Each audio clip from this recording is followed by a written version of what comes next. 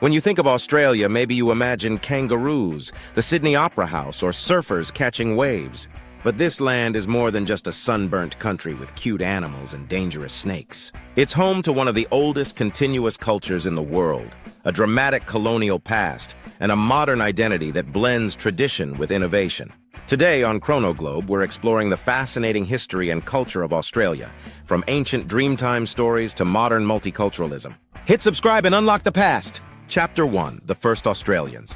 Long before British ships ever appeared on the horizon, Australia was already a well-loved home. The Aboriginal and Torres Strait Islander peoples have lived here for at least 65,000 years, making theirs one of the world's oldest continuous cultures. Their traditions and beliefs are deeply tied to the land and sea, explained through Dreamtime, a rich system of stories about the creation of the world, ancestors, and natural laws. These stories weren't just myths, they were a map for survival. Aboriginal people knew how to find water in the desert, which plants to eat, and how to navigate vast distances without compasses or GPS. Different groups spoke hundreds of languages and developed unique art styles, music, and rituals. One iconic musical instrument, the didgeridoo, is believed to be over 1,000 years old, producing that deep, droning sound that echoes Australia's ancient heartbeat. Chapter 2. A New World for the British. In 1770, British explorer Captain James Cook mapped the east coast of Australia and claimed it for Britain, calling it New South Wales. For the British, the timing was perfect. They had lost their American colonies and they needed somewhere new to send their, let's say, unwanted citizens. Enter the First Fleet in 1788.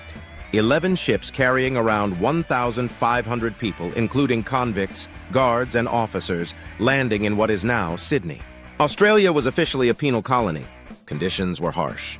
The settlers had little farming experience, supplies ran low, and conflicts with Aboriginal people began almost immediately. Disease, land theft, and violence devastated Indigenous communities, a painful chapter that still impacts Australia today. Chapter 3. Gold Growth and a New Identity. By the mid-1800s, something shiny changed Australia forever: gold. The gold rushes of the 1850s brought fortune seekers from China, Europe, and America. Booming towns sprang up, and railways connected distant settlements. This period also sparked some of Australia's early political ideas, like the Eureka Stockade in 1854, where gold miners rebelled against unfair laws. Though the uprising was crushed, it became a symbol of democracy and fair rights. Over time, free settlers outnumbered convicts, and the colonies grew more prosperous. Chapter 4. Becoming a Nation. By the late 1800s, the separate colonies were ready to unite. In 1901, the Commonwealth of Australia was born, a federation of 6 states under a constitution. While still tied to Britain, Australia began shaping its own identity. Its troops fought in both world wars, earning a reputation for bravery, especially at Gallipoli in 1915. The Anzac spirit, named for the Australian and New Zealand Army Corps, became a defining national value: courage, mateship, and resilience. Chapter 5. Post-war immigration and multiculturalism. After World War II, Australia opened its doors to immigrants, first from Europe, then later from Asia, the Middle East, and beyond. This wave of migration transformed Australian society, bringing new cuisines, festivals, and traditions. Today, more than 30% of Australians were born overseas. Walk through Melbourne or Sydney and you'll see Greek bakeries, Vietnamese pho restaurants, Lebanese cafes, and Italian gelato shops, all proudly Australian. Chapter 6. Aboriginal Rights and Reconciliation. For much of its modern history, Australia excluded Aboriginal people from political and social life. They weren't even counted in the national census until 1967, when a referendum finally recognized them as citizens. Since then, Australia has worked, sometimes slowly, toward reconciliation. Land rights cases like the Mabo decision in 1992 acknowledged Indigenous Australians' traditional ownership of land. Today, Aboriginal art, music, and language are celebrated, but the journey toward equality and healing is still ongoing. Chapter 7. Culture, Sport, and Everyday Life.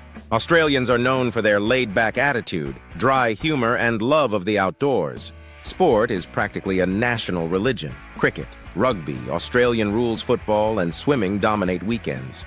The country also has a thriving arts scene, from the iconic Sydney Opera House to street art in Melbourne's laneways.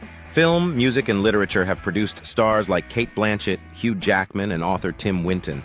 Chapter 8. A Modern Global Australia. Today, Australia is one of the world's most livable countries, ranking high in quality of life, education, and health. It plays a key role in global affairs, trades with countries worldwide, and is a leader in environmental research, especially concerning the Great Barrier Reef. But it's also a nation grappling with challenges: climate change, balancing economic growth with conservation, and ensuring reconciliation with indigenous peoples. From the world's oldest continuous culture to a vibrant modern democracy, Australia's history is one of resilience, change, and connection. It's a place where ancient traditions meet global influences, where the past still shapes the present, and where the future is as open and vast as the Outback sky. This is just the beginning. In Part 2, we'll journey through Australia's landscapes, wildlife, and quirky facts that make it unlike anywhere else on Earth.